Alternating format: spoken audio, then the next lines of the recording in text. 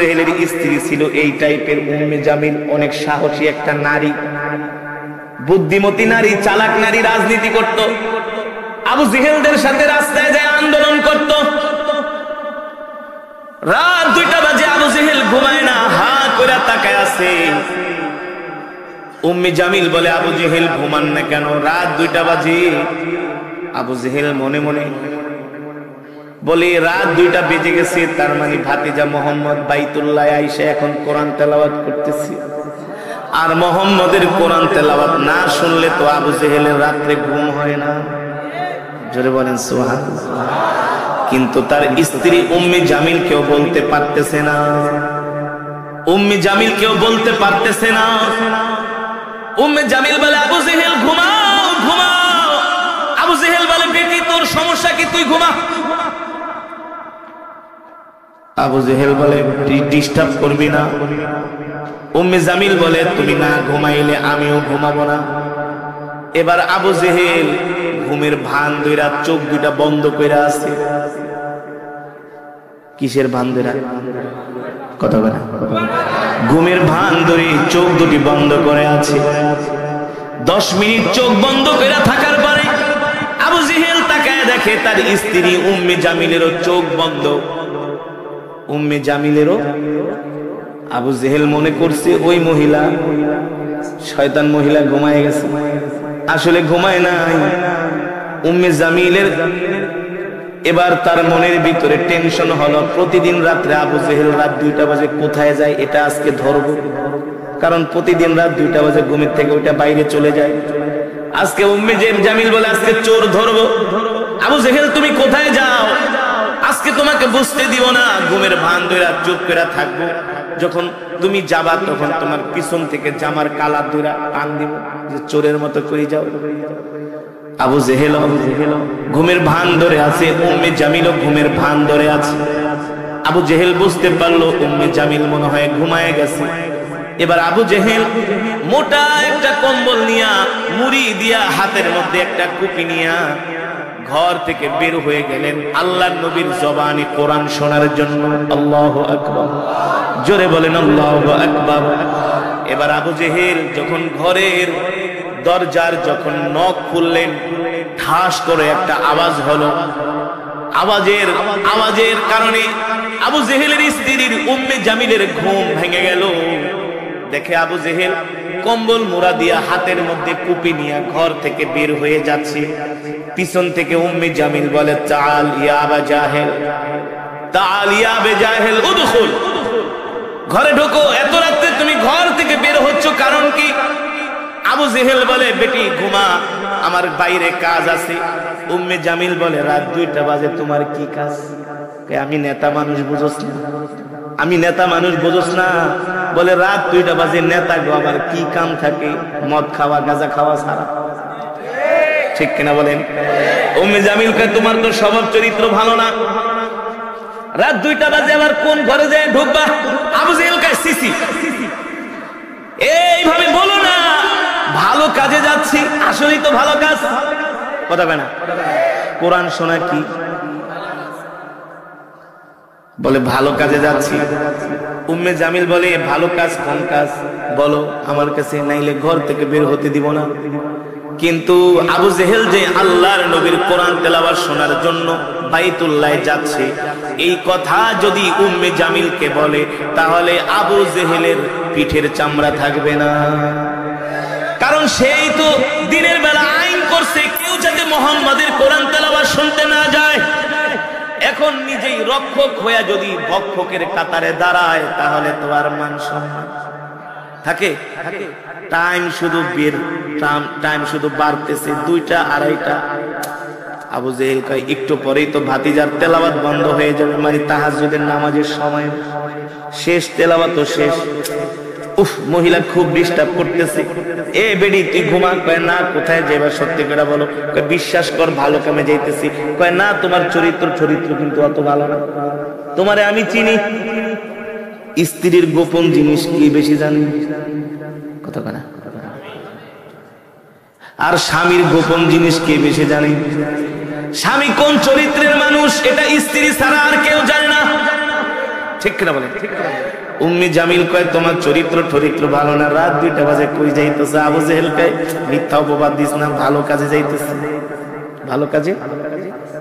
কিন্তু আবু জেহেলকে উম্মে জামিল বলে না বলা পর্যন্ত ঘর থেকে বের হতে দিব না।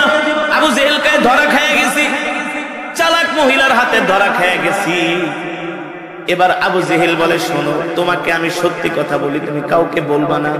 যদি বলো গো তাহলে কিন্তু তোমার স্বামীর নেতাগিরি আর মক্কায় টিকবে না।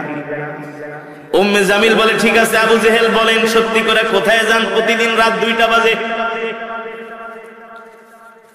উম্মে জামিল বলে আবু জেহেল সত্যি করে বলেন রাত 2টা বাজে কোথায় যান?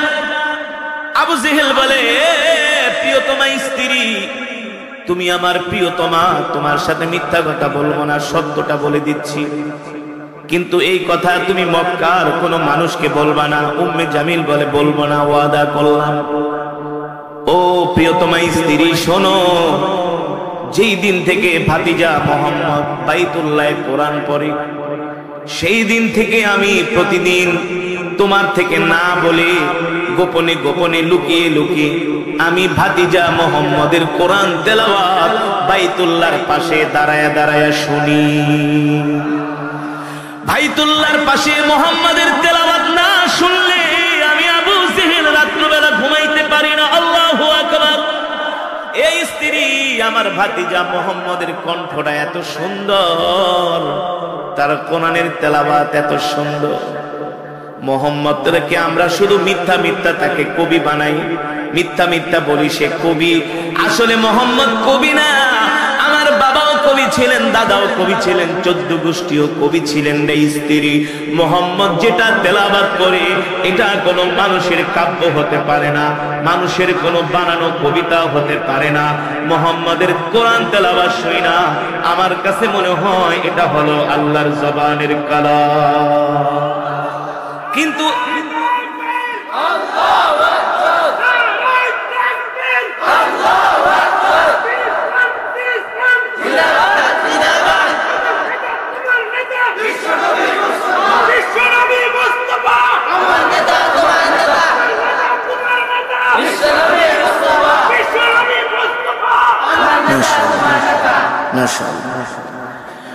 এবার আবু জেহেল বলে স্ত্রী শোনো, আমি যে ভাতিজা মোহাম্মদের কোরআন তেলাওয়াত শুনতে যাই এই কথা তুমি মক্কার কোন মানুষকে বলো না, কারণ আমি তো এর বিরুদ্ধে আইন পাশ করছি।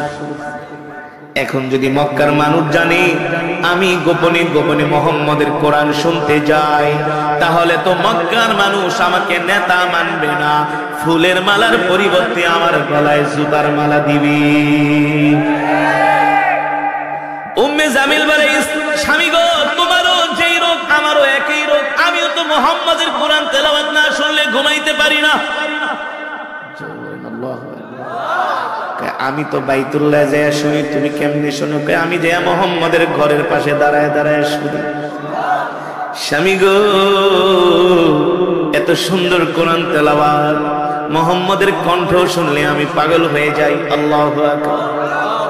ছোটবেলায় আমি নবাবপুরে এক মসজিদে তারাবি নামাজ পড়াইতাম, পুরান ঢাকায়। কোন জায়গায় নাম শুনছে? গুলিস্তানের পাশে নবাবপুর রোড, যেখানে বাংলাদেশের সবচেয়ে মেশিনারি ব্যবসা। সেই নবাবপুরে আমি আরো 25 বছর আগে আমি কোরআন সেখানে খতমে তারাবি পড়াইতাম। তখন আমার বয়স চল মাত্র 8 থেকে 9। আমি সবসময় হাতে একটা ছোট কোরআনুল কারীম রাখতাম, কারণ ওই সময় তো আর আধুনিক মোবাইল ছিল, অ্যাপস ছিল না। কোরআন সব সময় একটা কোরআন কপি আমার হাতে থাকতো। আমি প্রতিদিন যখন ইফতারির আগে মসজিদে যাইতাম তারাবি নামাজের উদ্দেশ্যে ইফতারি করতে, প্রতিদিন একটা হিন্দু মহিলা রাস্তায় দাঁড়ায় থাকতো। পুরান ঢাকায় কিন্তু অনেক হিন্দু আছে, অনেক হিন্দু। একটা মহিলা আমার ডাক দিয়েছে, হাফেজ সাহেব এদিকে, হ্যাঁ আপনি গিয়ে মসজিদে তারাবি পড়ান নাকি? শোনেন, আপনি যে তারাবি নামাজে কোরআন শরীফ পড়েন, আমার বাসা কিন্তু মসজিদের লগে, আমি প্রতিদিন আপনার ঘর থেকে তেলাওয়াত শুনি। জোরে কোন সুবহানাল্লাহ। বিশ্বাস করেন, প্রতিদিন আপনার কোরআন তেলাওয়াত শুনি। একজন হিন্দু মহিলা, বয়স হবে প্রায় 50-এর উপরে, বয়োবৃদ্ধ একজন মহিলা। এই কথা শুনে আমার চোখ দিয়ে অশ্রু চলে আসলো। আমি মনে মনে দোয়া করলাম, আল্লাহ যেহেতু সে কোরআনকে মহব্বত করে, কোরআন ভালো লাগে, আল্লাহ আপনি তাকে হেদায়েত দিয়ে দেন। আর জোরে বলেন সুবহানাল্লাহ। মক্কার কাফেরেরাও জানতো আমার নবী যেই কোরআন পড়ে এই কোরআন হলো সত্য কোরআন, ঠিক কিনা বলেন? এই কোরআন হলো আল্লাহর জবানের কালাম। কিন্তু মক্কার কাফেরেরা জানার পরেও তারা কোরআন মানতো না। এর কারণ হলো তারা বাপ দাদার ধর্মের মধ্যে চুনকালি দিতে চাইতো না, ঠিক কিনা বলেন? এই কারণে তারা জানতো আল্লাহর নবী সত্য নবী, আল্লাহর কোরআন সত্য কোরআন। বাংলাদেশের অনেক মুসলমান হইয়াও তারা আলেমদের বিরোধিতা করে কি করে না? তারাও জানে আলেমরা হকের পথে আছে, দ্বীনের পথে আছে, কোরআনের পথে আছে। কিন্তু আলেমদেরকে বেশি ভালোবাসলে তাদের ক্ষমতা থাকবে না, এই কারণে তারা আলেমদের বিরোধিতা করে। মক্কার কাফেররাও এই কারণে আল্লাহর নবীর বিরোধিতা করতেন। এবার উম্মে জামিল বলে, আবু জেহেল তুমি যেমন মুহাম্মাদের কোরআন তেলাওয়াত না শুনলে ঘুমাইতে পারো না, আমারও একই অবস্থা। আবু জেহেল তুই কি করতে চাস? তার স্ত্রীকে বলে, এই বেরি অন্তর লেগে আমি কি করব ক? স্বামী গো, যেহেতু যাইবেন সাথে আমারও নিয়ে যান। সুবহানাল্লাহ। এবার ঘটি বাটি দুইজনে মিলে আবু জেহেল কয়, ঠিক আছে, মহিলা মানুষ তো এমনি একটু লেজি টাইপের, এমনি তো অলস টাইপের, তোরে নিয়ে আবার কোন বিপদে পড়ুন। একটা কাজ কর, আমি যাই, আবার তুইও যদি আমার সাথে যাস, মক্কার মানুষ যদি কেউ দেখা পালায় রে, তাইলে কিন্তু বুঝিস তুইও গেছস আমিও গেছি। তবে আমার কাছে একটা বুদ্ধি আছে, এই কম্বল দিয়া তুমি তোমার শরীর ঢাকো, চোখ ঢাকো, বোরকা পরবি না। আল্লাহ তোরে কেমনে পড়ায়? আল্লাহর কোরআনের বিরুদ্ধে কথা বলস, দেখ আল্লাহ তাআলা কেমন করে তোদেরকে আল্লাহ তাআলা কৌশলের মধ্যে ফালায় দেয়, ঠিক কিনা বলে? বেটি কম্বল একটা দিয়া চোখ ঢাক, মুখ ঢাক, যাতে কেউ না দেখে। কয় ঠিক আছে স্বামী, বোরকা পরতাছি। আর একটা দিয়া শরীর ঢাক। এবার ঘটি বাটি দুইজন মিলে আল্লাহর নবীর জবানে কোরআন শোনার জন্য যাচ্ছে। আর জোরে কোন সুবহানাল্লাহ। এবার আবু জেহেল যায় মনের সুখে বাইতুল্লাহর পাশে কান লাগায়া তার স্ত্রী দুইজনে কোরআন শুনতেছে। এইদিকে উতবা কয়, আজকে তো বড় নেতা আইন করছে, সে কোরআন তেলাওয়াত শুনতে যাইবো না, তাহলে আমি ফাঁকে যাই। সাইবা কয়, উতবা আমার সেকেন্ড ইন কমান্ড, সে যেহেতু যাবে না, আমি একা যাই, কেউ জানে না, গোপনে গোপনে যায় শুনে আসবো। আল্লাহু আকবার। এই কথা মনে করে সব আতি নেতা পাতি নেতা সব নেতাই ছুটছে আল্লাহর নবীর কোরআন শোনার জন্য। সুবহানাল্লাহ। আর জোরে বলুন সুবহানাল্লাহ।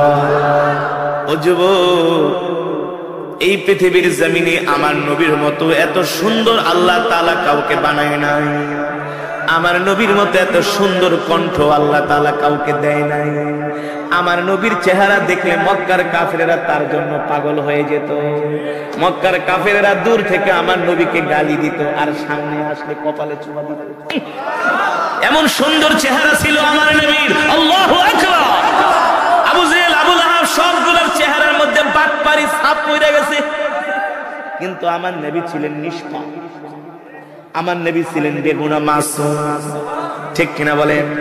আমার নবীকে আল্লাহ তাআলা যে সৌন্দর্য দান করছে, পৃথিবীর কোন মানুষকে, কোন পয়গম্বরকে এত সুন্দর করে বানায় নাই।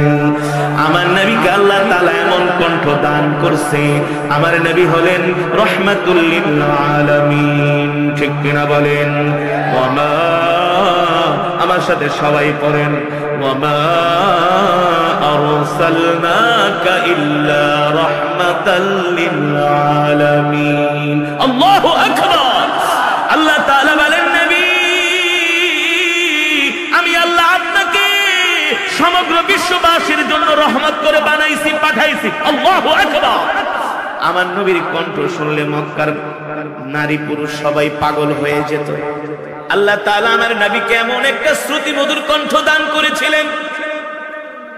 আবু জেহেল, আবু লাহাব, তার স্ত্রী উতবা, সাইবা, একজন আর একজনকে একজন মনে মনে বলে আজকে মনে হয় ও যাবে না আমি যাই, আর একজনে বলে সে যাবে না আমি যাই। কিন্তু ঘটনা করবে সবাই বাইতুল্লাহর চতুর্পাশে যায় ভিড় জমিয়ে জমিয়ে আল্লাহর নবীর জবানে কোরআন শুনতেছে। আল্লাহু আকবার। আল্লাহ তাআলা কাফেরদেরকে কিভাবে বেইজ্জতি করেন, আল্লাহর নবীর কোরআনের তেলাওয়াত শুনতে শুনতে সবগুলা কাফের বাইতুল্লাহর দেয়ালের সাথে এক লাগায় ঘুমায় গেছে। সুবহানাল্লাহ। কি করছে?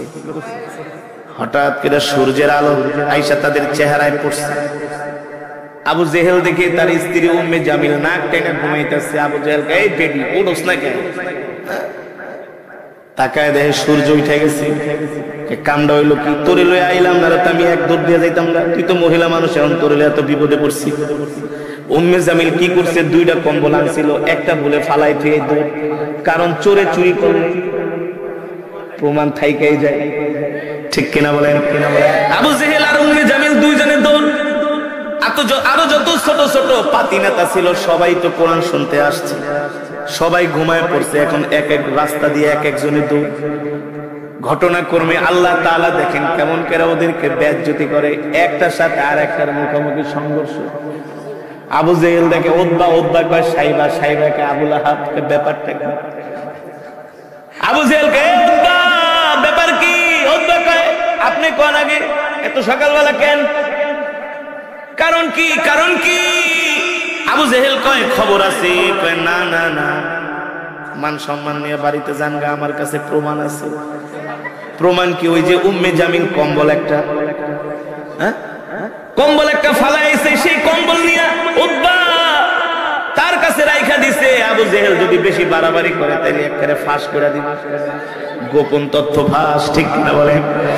আবু জেহেল খেয়ে পেয়ে গেছে। উতবা কয় মান সম্মান নিয়ে বাড়িতে যান গা, নাইলে কিন্তু একেবারে ইজ্জত পাঞ্চার করে দিবে। কয় এত বড় সাহস? কয় নেতা এই যে দেখেন এটা কি।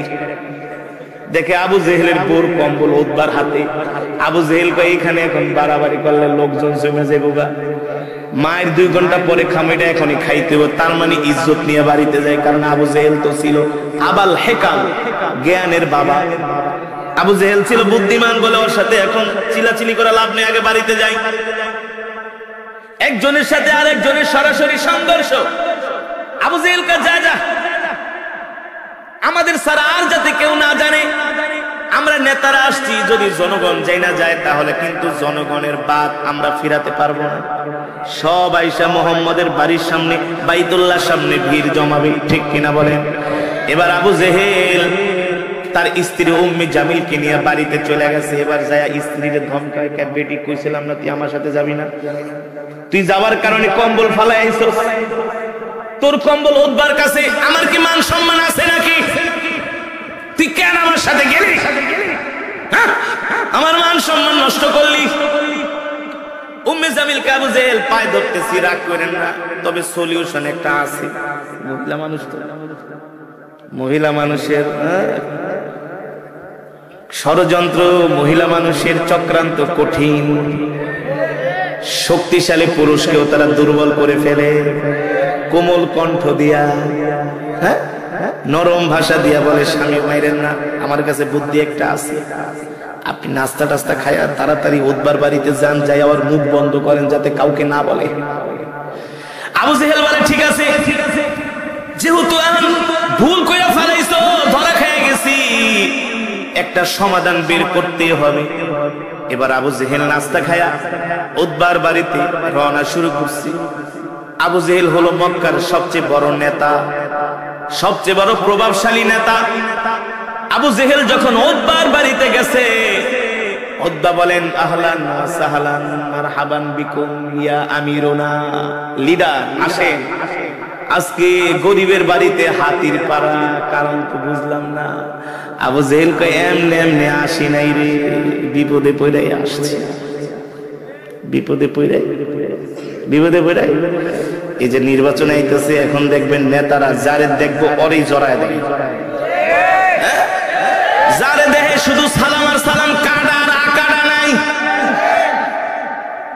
সালাম আর এই গত 2 দিন আগে আমি একটা প্রোগ্রামে গেছিলাম টাঙ্গাইলের মির্জাপুরে। এক নেতা আইসা বক্তব্য দেয়, আউযু বিল্লাহি মিনাশ শয়তানির রাজিম, বিশ্বাস করে। তারপরে আরেকজন বক্তব্য দেন, আমি মনে করছি সে একটু শুদ্ধ করে কয় এটা ওকে শয়তানির রাজিম। আর সালামকে সাউন্ড সাউন্ড।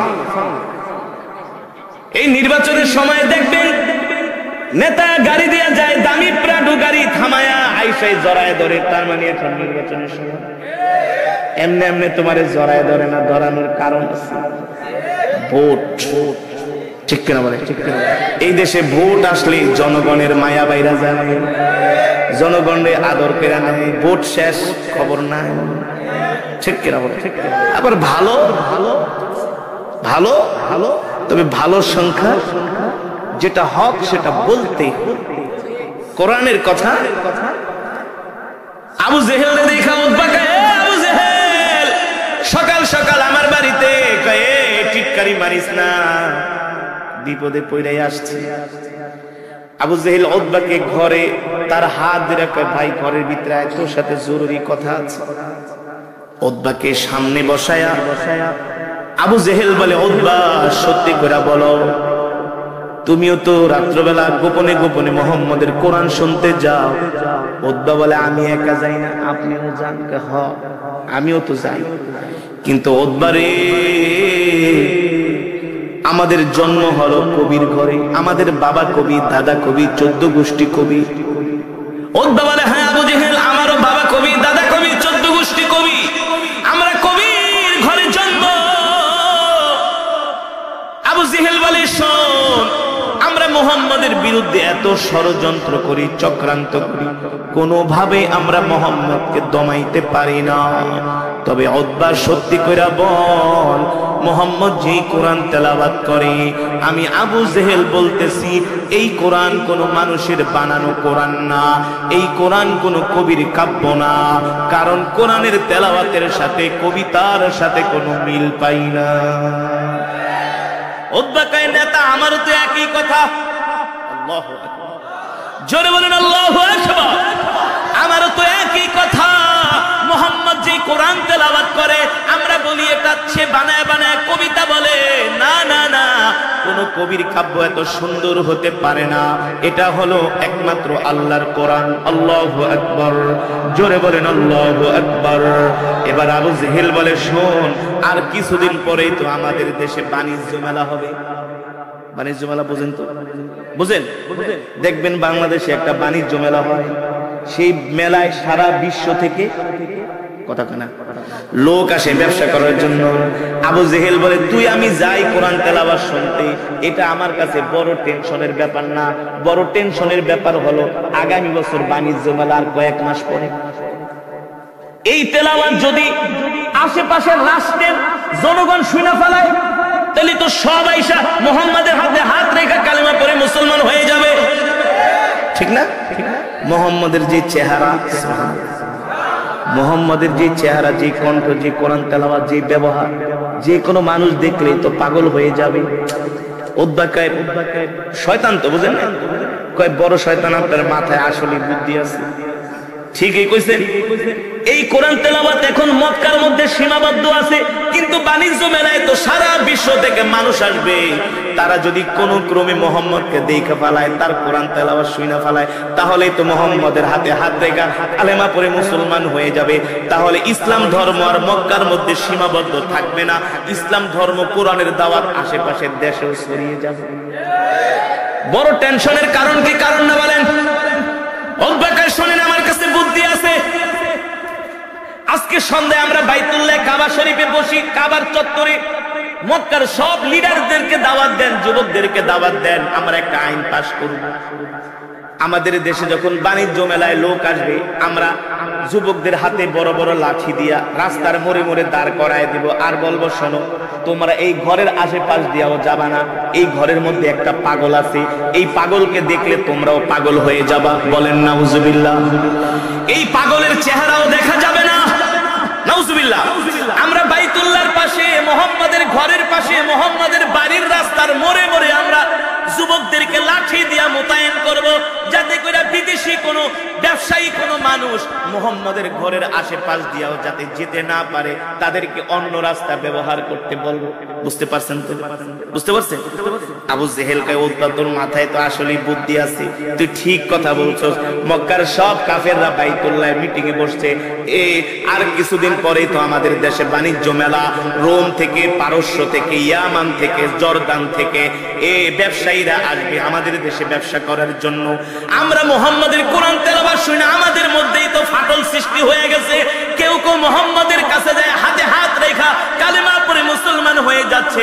এখন আশেপাশের দেশ থেকে যদি মানুষ আসে আর যদি মুহাম্মাদের কোরআন তেলাওয়াত শুনে, এই তেলাওয়াতের দাওয়াত শুধু মক্কায় সীমাবদ্ধ থাকবে না, আশেপাশের দেশেও ছড়িয়ে পড়বে। তাহলে শোনো, আমরা একটা কাজ করি, আমরা রাস্তার ধারে ধারে যুবকদেরকে লাঠি দিয়ে দাঁড় করায় রাখবো, যাতে করে কেউ মুহাম্মাদের ঘরের আশেপাশে আসতেও না পারে। মক্কার নেতারা কয় ঠিক আছে, ভালো বুদ্ধি। আল্লাহু আকবার, ভালো। দেখেন আল্লাহ তাআলা এবার কিভাবে তাদের ষড়যন্ত্রকে নস্যাৎ করে। ঠিক তার কয়েকদিন পরে বাণিজ্য মেলা শুরু হয়ে গেল। আবু জেহেল মক্কার যুবকদেরকে লাঠি দিয়া দিয়া রাস্তার মোড়ে মোড়ে মোতায়েন করে রাখছি। বিভিন্ন দেশ থেকে হাজার হাজার ব্যবসায়ী পর্যটকরা মক্কায় আসতেছে, বাইতুল্লাহর পাশ দিয়া যাবে, নবীর ঘরের পাশ দিয়া যাবে। মক্কার যুবকেরা বলে এই রাস্তা দিয়া যাওয়া যাবে না, বাম সাইড দিয়া যাও। কয় কেন? কয় ওই ঘরে একটা পাগল আছে। নাউজুবিল্লাহ। এক এক করতে করতে মানুষের ভিড় জমে গেছে, বুঝেন নাই? একজন আরেকজন আয়েশাকে ভাই সোজা রাস্তা দিয়া যেতে দেয় না, বাঁকা রাস্তা দিয়া যাইতে কয়, ঘুরা যাইতে কয়, কারণ কি? একজন আরেকজনকে জিগায়, একজন আরেকজনকে জিগাইতে জিগাইতে সাথে সাথে মানুষ কি হয়ে গেছে? কয় বেটা সামনে ভালো রাস্তা দিয়ে যাইতে দাও না, আমরা 5 কিলো ঘুরে কেন যাব? আমরা এই রাস্তা দিয়েই যাব। আবু জেহেল মক্কার যুবকরা কয় না না, ওইখানে একটা পাগল আছে ঘরের মধ্যে। আল্লাহ তাআলার কি কারিশমা! কিছু কিছু যুবক, রোম পারস্যের যুবক, আশেপাশের যুবক, তারা বইলা উঠলো বেড়া যদি পাগল থাকে পাগলই দেখবো, তোর বাপের কি? কষ্ট করে বেড়া টাকা খরচ করে আইছি ব্যবসা করতে, তোর বাপের টাকা দিয়ে আইছি নাকি পাগলই দেখবো? যা, পাগলই দেখবো। মানুষের একটা স্বভাব হলো, মানুষকে আপনি যে কাজ করতে নিষেধ করবেন সেটা আরো বেশি করে করে। দেখবেন এক জায়গায় আগুন লাগছে, পুলিশে পিড়েও খেদাইতে পারে না, আগুনের কাছেই যায়। হ্যাঁ, এটা হলো মানুষের একটা স্বভাব, যা অভ্যাস, কিউরিসিটি, যেখানে কি আছে দেখব। আশেপাশের দেশের ব্যবসায়ীরা বলে নিজের পকেটের পয়সা খরচ করে মক্কায় আসছি, 5 কিলো ঘুরা যাবো না, এই রাস্তা দিয়েই যাবো। মক্কার যুবকদের সাথে তাদের লেগে গেছে মারামারি। আবু জেহেল উতবারা কয়, মিয়া তুমি আসলে একটা শয়তান, আগেই তো ভালো আছিল, কিসের লেগে তুমি আইন পাশ করলে? এখন তো দেখতেছি হিতে বিপরীত। এখন আবু জেহেল কয় ঠিক আছে, আর কি করার, ওরা আমাদের দেশের মেহমান, যদি ব্যবসা না করে চলে যায় তাহলে তো আমাদের লস হবে, আমরা মুনাফা পাবো না, ট্যাক্স পাবো না, ব্যাট দেশ চালামু কিভাবে? ঠিক আছে যাইতে দাও। এবার আশেপাশের দেশের মানুষরা, কাফেররা বলে আয় আয় পাগল দেখতে যাই, পাগল দেখতে যাই। আল্লাহর নবী ঘরের মধ্যে বৈশা বৈশা কোরআন পড়তেছে, একজন আরেকজনকে ডাক দিয়া বলে তাল তাল তাল, উনজুর উনজুর উনজুর, তাকায় দেখ তাকায় দেখ। পাগলের চেহারা কি এত সুন্দর হয় না? আর জোরে বলেন সুবহানাল্লাহ। পাগল কি এত সুন্দর করে কোরআন পড়তে পারে নাকি? পাগলের কণ্ঠ এত সুন্দর হয় নাকি? আল্লাহু আকবার। দেখ, এত সুন্দর চেহারার মানুষ আমরা আজ পর্যন্ত কোনোদিন দেখি নাই। একজন আরেকজনকে বলে শোন, এটা তো মানুষ না, মনে হয় আসমান থেকে চাঁদ উঠছে। আর জোরে কোন সুবহানাল্লাহ। এবার একজন দুইজন তিনজন করতে করতে শত শত না হাজার হাজার মানুষ জড়ো হয়ে গেছে। আল্লাহর নবী কোরআন পড়তেছে, আল্লাহর নবী কোরআন পড়তেছে, আশেপাশের দেশের মানুষগুলো আল্লাহর নবীর ঘরের কাছে ভিড় জমাইছে। আল্লাহর নবী তাদেরকে দেখা মুস্কি হাসি দিয়া বলে তোমরা আমার ঘরের সামনে কি করো? আশেপাশের দেশের মানুষগুলো বলে এ মুহাম্মদ শোনেন, আমাদের দেশ মক্কায় না, আমরা হলাম বহিরাগত, মক্কার আশেপাশের দেশ থেকে আমরা ব্যবসা করার জন্য আসছি। প্রতি বছর আমরা এই রাস্তা দিয়ে যাই। আজকে আরবের যুবকরা আমাদেরকে এই রাস্তা দিয়ে যেতে দেয় না। তারা বলে এই ঘরের ভিতরে নাকি একটা পাগল আছে। আমরা বললাম আজকে সেই পাগলটাকেই দেখব। আল্লাহ নবী মুস্কি হাসি দিয়া বলে, এ তোমরা সত্যি করে বলো, আমাকে দেখতে কি পাগলের মতো মনে হয়? সারা পৃথিবী থেকে যত ব্যবসায়ী মানুষরা আসছে সবাই ডাক দেয়া বলে, ইয়া মুহাম্মদ, না না না, আপনাকে দেখতে পাগলের মতো দেখা যায় না। আপনাকে দেখলে মনে হয় কোনো মানুষ না, আকাশ থেকে পূর্ণিমার চাঁদ উদিত হয়েছে। যারা বলেন আল্লাহু আকবার।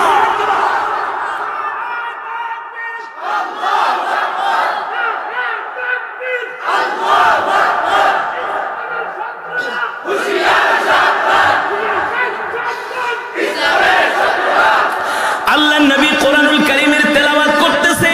এবার মানুষ কয়, মুহাম্মদ আরেকটু পড়ো। সুবহানাল্লাহ। মুহাম্মদ আরেকটু পড়েন, আরেকটু পড়েন, আরেকটু পড়েন, আরেকটু পড়েন। আল্লাহর নবীর কোরআন তেলাওয়াত শুনে কিং কত নীরবতা পালন করতেছে। মানুষগুলা চাতক পাখির মতো তাকায় তাকায় আল্লাহর নবীর তেলাওয়াত শুনতেছে। আর জোরে কোন সুবহানাল্লাহ, আরে জোরে বলেন সুবহানাল্লাহ। যখন তেলাওয়াত শেষ হয়ে গেল, আল্লাহর নবী বলে, শোনো, আমি তোমাদেরকে একটা দাওয়াত দিতে চাই। আশেপাশের দেশের মানুষরা বলে, মুহাম্মদ আপনি আমাদেরকে কি দাওয়াত দিবেন? দাওয়াত দেন। বলে, শোনো, আমি হলাম আল্লাহ তাআলার প্রেরিত রাসূল, আমি হলাম নবী। আমি যেটা তেলাওয়াত করতেছি এটা হলো আল্লাহর জবানের কালাম। আল্লাহ তাআলা আমাকে নবী বানায় দুনিয়াতে পাঠাইছে। আমি চাই তোমরা আমার হাতে হাত রেখে কালেমা পড়ে মুসলমান হয়ে যাবে। আল্লাহু আকবার। আল্লাহ তাআলা তাদের উপর এমন খুশি হয়ে গেলেন, এমন হেদায়েত দিলেন, ওই মজমার মধ্যে শত শত যুবক আল্লাহর নবীর হাতে হাত রেখে সাথে সাথে কালেমা পড়ে মুসলমান হয়ে গেছে। আর জোরে বলেন সুবহানাল্লাহ। এবার মক্কার মানুষ আবু জেহিল্লারে কয়, বেটা তুই বেটা সমস্যার মূল। এতদিন যা ছিল চুপচাপ মুহাম্মদ একা একা নামাজ কালাম পড়তো, কোরআন তেলাওয়াত করতো। তুই বেশি চালাকি করার কারণে এখন মুহাম্মদের কোরআনের দাওয়াত মক্কার জমিনে আর নাই, সারা পৃথিবীতে ছড়ায় পড়ছে। জোরে বলেন সুবহানাল্লাহ। ওয়া মাকারু ওয়া মাকারাল্লাহ আল্লাহু খায়রুল মাকিরিন। আল্লাহ তাআলা বলেন, নবী চিন্তা করবেন না, টেনশন করবেন না। মক্কার কাফেরেরা চায় যাতে করে আপনার তেলাওয়াত কোন মানুষ শুনতে না পারে। আমি আল্লাহ ওদের ষড়যন্ত্রের বিরুদ্ধে এমন কৌশল গ্রহণ করব, বিনা টাকায়, বিনা পয়সায়, বিনা মাইকিনে, ওদের টাকা ওদের অর্থ দিয়ে আমি কোরআনের দাওয়াত ছড়াই। কারণ ওরাই তো মানুষকে ডাইকা ডাইকা কই এদিকে হও, ওদিক দিয়া যাও।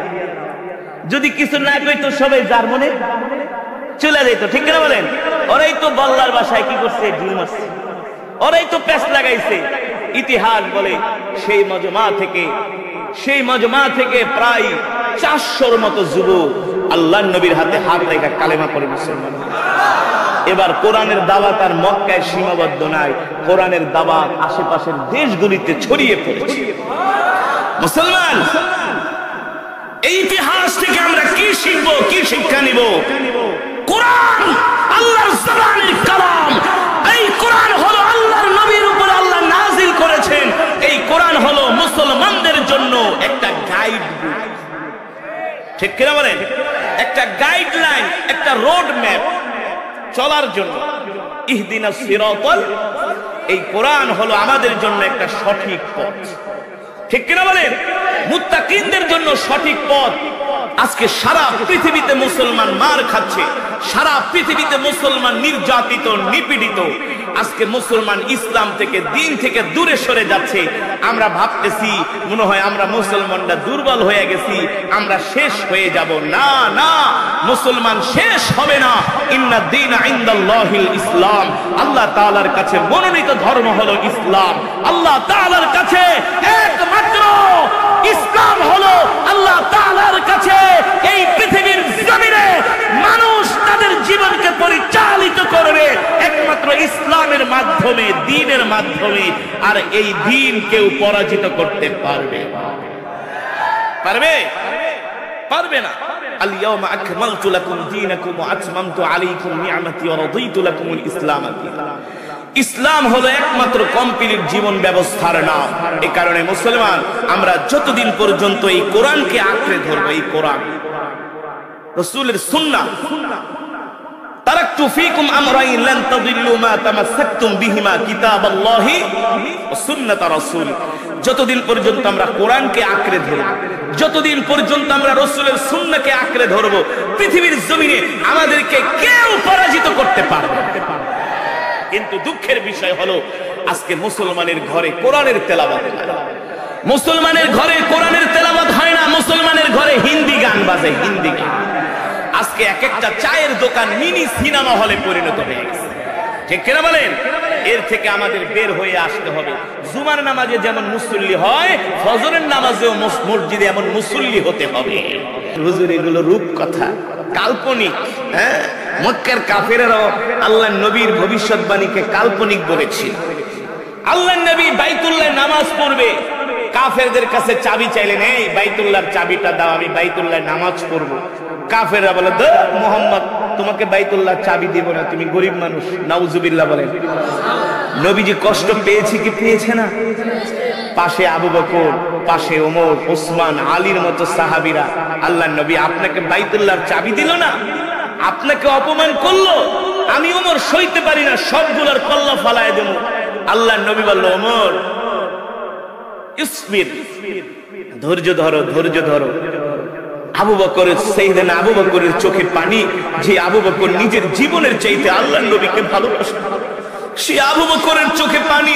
ওগো আল্লাহর নবী, সব ছেড়ে আপনার কাছে আসলাম, আপনাকে কাফেরের অপমান করতেছে, আমি আবু বকর সইতে পারি না। আল্লাহর নবী বলে, ওমর শুনে রাখো, সেই দিন আর বেশি দূরে নয়, যারা আমাদেরকে আজকে বাইতুল্লাহর চাবি দেয় না, কিছুদিন পরে ওরা আমাদের ভয়ে ঘরের মধ্যে দরজা লাগায় থাকবে, আমাদের ভয়ে বের হতে পারবে না। ঠিক কিনা বলেন? ওমর কষ্ট পেও না, তুমি হবে সেনা প্রধান, সবগুলা হারামিরে ধইরা ধইরা তুমি শাস্তি দিবা। আবু বকর, যারা আজকে আমাদের সাথে বেয়াদবি করছে, তুমি হবে চিফ অফ জাস্টিস, প্রধান বিচারপতি, সবগুলার বিরুদ্ধে তুমি রায় দিবা। সাহাবায়ে কেরাম বললেন, আল্লাহর নবী বুঝলাম না। বলে, বুঝো না, আর বেশি দিন দূরে নয়, এই মক্কার শাসন ক্ষমতা আমাদের হাতে চলে আসবে।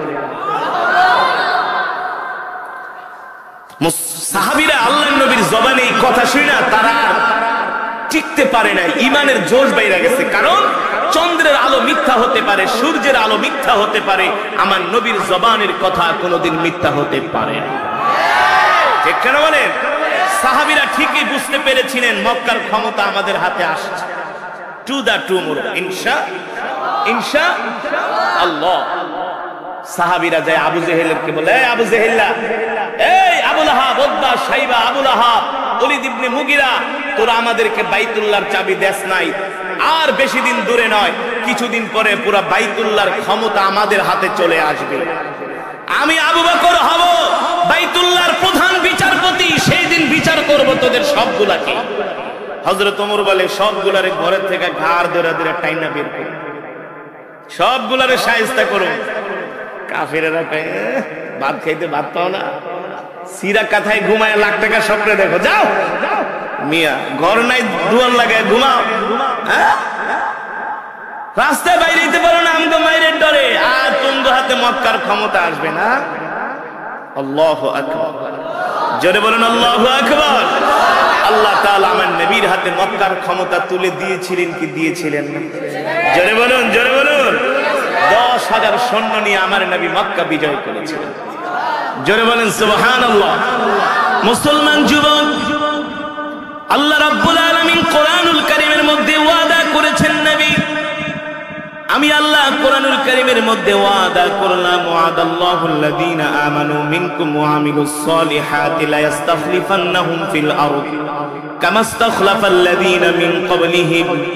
আমি আল্লাহ ওয়াদা করলাম, নবী দুনিয়ার মানুষদেরকে বলে দেন, আমার বান্দাদেরকে বলে দেন, যদি আমার বান্দারা মুমিন হয়, নেককার হয়, তারা যদি নেক আমল করে, তারা যদি আল্লাহর গোলামি করে, আল্লাহর ইবাদত করে, আমি আল্লাহ ওয়াদা দিলাম, আমি আল্লাহ সারা পৃথিবীর ক্ষমতা মুসলমানদের হাতে তুলে দিব।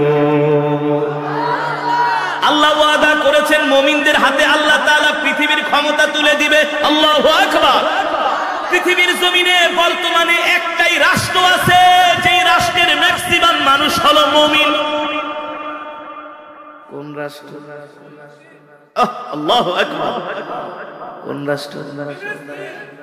আফগানিস্তান। আফগানিস্তান, আফগানিস্তানের প্রতিটা মানুষ হলো মুমিন। সুবহানাল্লাহ। পৃথিবীর একমাত্র রাষ্ট্র যেখানে কোরআনের আইন 100% বাস্তবায়ন হয়েছে, আফগানিস্তান। আমি এবার হজে গিয়েছিলাম, অনেক আফগান তালেবানরা দেখা দেখা আমার কাছে দৌড়ায় আসে, ইনতা বাঙালি কারি। আমি বলি নাম, আনা বাঙালি কারি।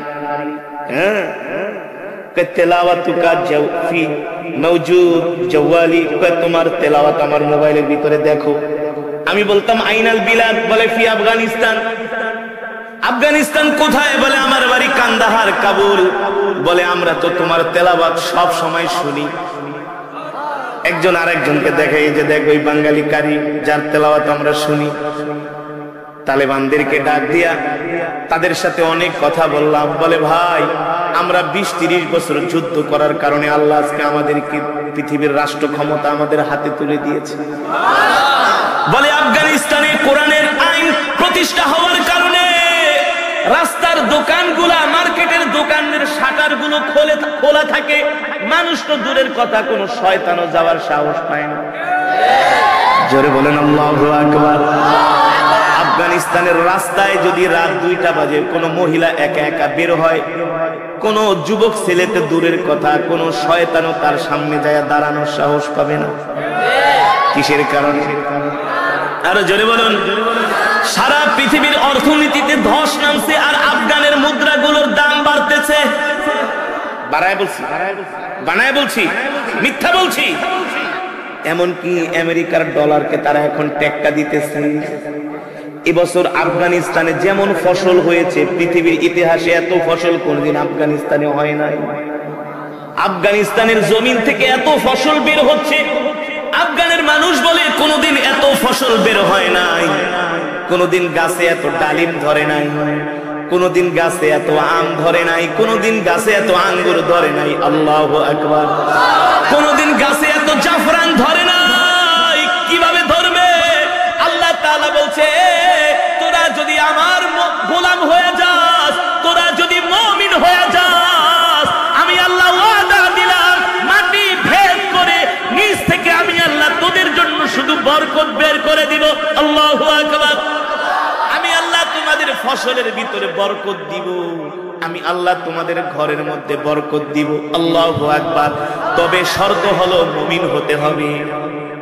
আল্লাহ কোরআনের ভিতরে বলছেন, আমি তোমাদের দেশের ভিতরে বরকত দিব, সমাজের ভিতরে বরকত দিব, ঘরের ভিতরে বরকত দিব, কিন্তু শর্ত হলো তোমাদের মুমিন হতে হবে। ঠিক কিনা বলেন? এবার বলেন, আমরা মুমিন নাকি কুমিন? আমরা মুমিন নাকি কুমিন? বাংলাদেশের ম্যাক্সিমাম মুসলমান হলো কুমিন আর মুনাফিক। বাংলাদেশের 18 কোটি মুসলমান থাকলে এর মধ্যে 16 কোটি হলো মুনাফিক। কিভাবে বলবো? আচ্ছা বলেন তো, আপনাদের মসজিদে জুমার নামাজে কয় রাকাত, কয় কাতার মুসল্লি হয়? হ্যাঁ, জোরে কম। একজন বলে 3 কাতার, 2.5 কাতার, আর একজন বলে পুরা মসজিদ ভরে। ঠিক না? যাই হোক, যদি জুমার নামাজে 3 কাতার 2.5 কাতার হয়, পুরা মসজিদও যদি ভরে, দোতলাও যদি ভরে, আপনাদের কথাই মানলাম। তাহলে ফজরের নামাজে কয় রাকাত, কয় কাতার হয়? ফজরের নামাজে কয় কাতার হয়? কেউ বলে 1 কাতার, কেউ বলে 1.5 কাতার, কেউ বলে আধা কাতার, কেউ বলে 3 জন। ঠিক কিনা বলেন? রাসূলের হাদিস, যারা ফজরের নামাজ পড়ে না তারা হলো মুনাফিক। যারা ফজরের নামাজ পড়ে না তারা হলো মুনাফিক। ঠিক কিনা বলেন? সমাজের মধ্যে সুদ বেড়ে যায়, কি বেড়ে যায়? যে সমাজের মধ্যে ঘুষ বেড়ে যায়, যে সমাজের মধ্যে জিনা ব্যভিচার বেড়ে যায়, যেই সমাজের মধ্যে চুরি ডাকাতি বেড়ে যায়, যেই সমাজের মধ্যে অন্যায় অপরাধ বেড়ে যায়, ওই সমাজের মধ্যে ওই দেশের মধ্যে কোনো বরকত থাকে না। এবার বলেন বরকত আছে না গেছে? কয় হুজুর 1000 টাকা নিয়ে বাজারে গেল, কুল কিনারা পাই না। কথা বলেন, 1000 টাকা নিয়ে বাজারে গেল, 4 জন মানুষের বাজার হয় না, ঠিক কিনা বলেন? বরকত নষ্ট হয়ে গেছে। কারণ কি? কারণ কি? আমরা আল্লাহর হুকুম ছেড়ে দিয়েছি। যেভাবে করে ফজরের নামাজে, যেভাবে করে জুমার নামাজে মুসল্লি হয়, এইভাবে যদি প্রত্যেকটা এলাকার মসজিদে ফজরের নামাজেও মুসল্লি হয়, আল্লাহর কসম করে বলি বাংলাদেশে কোনো অভাব থাকবে না, অনটন থাকবে না, মারামারি কাটাকাটি হানাহানি থাকবে না, ঠিক কিনা বলেন? যে জমিনের মধ্যে কোরআনের রাজ কায়েম হয়ে যায়, ওই জমিনের মধ্যে কোনোদিন অশান্তি থাকতে পারে না। এখন কোরআনের রাজ কায়েম হবে তো দূরের কথা, হক কথা বলাও এখন মুশকিল হয়ে যায়। তবে যারা হক্কানি আলেম, তারা হক কথা বলতে যায় আল্লাহ ছাড়া কারো সামনে মাথা নত করে না। যেমন করে আমার নবী আবু জেহেলের সামনে মাথা নত করে নাই, আবু লাহাবের সামনে মাথা নত করে নাই, ঠিক কিনা বলে? হক আল্লাহর জমিনে প্রতিষ্ঠিত হবে, কেউ দমায়া রাখতে পারে নাই, পারবেও না। উদাহরণ দিব আল্লাহ তাআলা কিভাবে হককে প্রতিষ্ঠা করে, উদাহরণ দিব। হ্যাঁ, তাহলে কেউ ওঠাউঠি করবেন না ইনশাআল্লাহ। আমরা শেষ মোনাজাত দিয়ে বাড়িতে যাব। ফিলিস্তিনি মুসলমানদের জন্য আমরা দোয়া করে বাড়িতে যাব। রাজি আছেন ইনশাআল্লাহ? দেখি আপনাদের ঈমানের পাওয়ার কেমন আছে। আশেপাশের যারা এখনো চায়ের দোকানে আর কম্বলের ভিতরে বৈশা বাংলা সিনেমা ফেসবুক চালাইতাছে, ওরা যাতে বুঝতে পারে এখানে কিছু মুমিন আছে, মুমিন, এখানে কিছু মুমিন আছে, এখানে কিছু কোরআনের পাগল আছে, আল্লাহর গোলামেরা আছে, ঠিক কিনা বলেন? হ্যাঁ, কোরআনের মজমা জান্নাতের বাগান। এটা কিসের বাগান? যতক্ষণ বসবেন আল্লাহ তাআলার অগণিত রহমতের ফেরেশতারা আমাদের জন্য মাগফিরাতের দোয়া করতে থাকে।